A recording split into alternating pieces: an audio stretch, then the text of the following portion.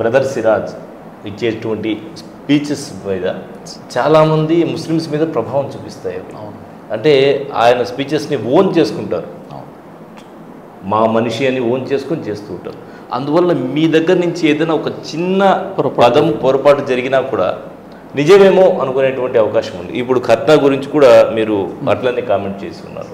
So దీనికి సంబంధించి కూడా కొంచెం వివరణ ఇస్తే బాగుంటుంది సార్. ఇప్పుడు ఖత్నా, సర్కంసెషన్, సుంతి ఒడుగులు అనే విషయం ఏదైతే ఉందో ఇది హైలీ రికమెండెడ్ సున్నా అనమాట.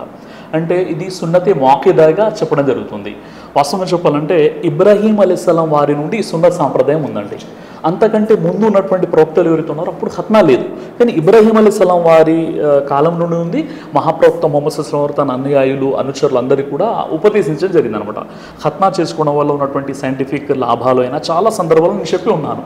అయితే అక్కడ కూడా ఏంటంటే నన్ను అడిగినటువంటి క్వశ్చన్ ఏదైతే ఉందో, మీ మతంలోకి రావాలంటే ముందు కిందికి కోసుకోవాలి, వెళ్ళిపోతున్నామంటే పైది తల కట్ చేసుకోవాలంటే, అది అడగడం ఏదైతే జరిగిందో అది ముస్లిమేతరులను ఉద్దేశించి, అంటే ఒక బయటి నుండి వచ్చినటువంటి వ్యక్తికి సంబంధించినటువంటి క్లారిఫికేషన్ ఒక ఆన్సర్ ఇచ్చాను. కానీ బైబర్త్ కొన్నటువంటి ముస్లిం సంబంధించినటువంటి ఆన్సర్ కాదండి అది. ఖత్నా అన్నది అల్హమ్దుల్లా సున్నతే ముఅక్కిదా, ఖచ్చితంగా ఖత్నా చేసుకోవాలి. అల్హమ్దుల్లా సైంటిఫిక్ లాభాలు కూడా చాలా ఉన్నాయి. అక్కడ నేను చెప్పిన విషయం ఏంటంటే, ఖత్నా అన్న విషయం ఏదైతే ఉందో, ఇప్పుడు ఉదాహరణకి ఒక ముస్లిమేతరుడు, ఒక 50-60 సంవత్సరాలు ఉన్నటువంటి ఒక ముస్లిమేతరుడు సోదరుడు ఉన్నాడు.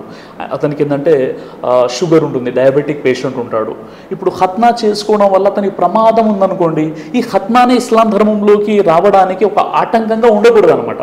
అతనికి ఎగ్జామిషన్ అనేది ఉంది. ఖత్నా అనేది సున్నతి మౌఖిదా. కానీ ఇప్పుడు ఒకవేళ ఖత్నా చేసినట్లయితే అతనికి ప్రాణాలకి ప్రమాదం ఉందనుకోండి, అప్పుడు అతడు ఉలమాన్ని సంప్రదించేసి అతడు పాకిని పాటించాలి. ఎందుకంటే పాకి అనేది పరిశుద్ధత అనేది ఈమాన్లో సగభాగం అని చెప్పారు. అంటే అలాంటి కొంతమంది వ్యక్తులకు ఎగ్జామ్షన్ ఉంది. ఆ కోణంలో నేను చెప్పాను, ఎమర్జెన్సీ కేసెస్ ఏవైతే ఉంటాయో, ప్రాణాంతకరమైనటువంటి పరిస్థితులు ఉన్నప్పుడు ఖత్నా అనేది ఎగ్జామ్షన్ ఉంది.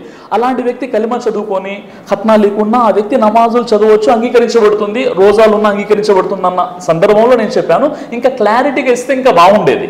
అక్కడ క్లారిటీ అక్కడ కూడా కొద్దిగా మిస్ అయిపోయింది. కానీ ఇంతకంటే ముందు టైమింగ్ కూడా ఉంటుంది, అక్కడ ఏదో ఏంటండి టైమింగ్ ఉంటుంది కాబట్టి ఆ టైంలో నేను ఆ విధంగా చెప్పగలిగానండి. అంటే గతంలో కూడా సున్నత్ మరియు సైన్స్ అని ఒక టాపిక్ జరిగిందండి వైజాగ్లో, దాదాపు 1 గంటన్నర టాపిక్ అనమాట.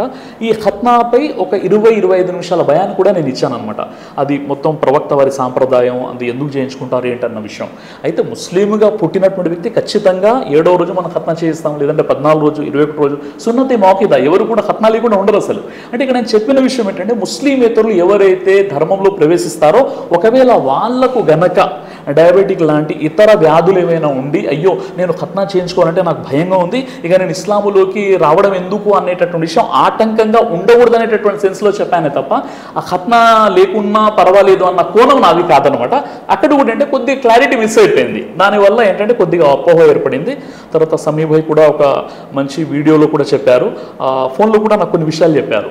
బ్రదర్, మీరు ఏదైతే ఇప్పుడు ఎంతోమంది మిమ్మల్ని చూస్తున్నారు, చాలామంది మిమ్మల్ని ఫాలో అవుతున్నారు, మీరు ఇంతగా ఈజీగా అది ఖత్నా లేకున్నా పర్వాలేదని చెప్పేసినట్లయితే కొంతమంది ఎవరైతే నూతనంగా ధర్మాన్ని స్వీకరిస్తుంటారో వారికి ఖత్నాతో అవసరం లేదనేటటువంటి ఒక కోణంలో వాళ్ళు వెళ్ళిపోతారు కదా అన్న ఒక విషయం చెప్పారు. చాలా మంచి విషయం అండి అది.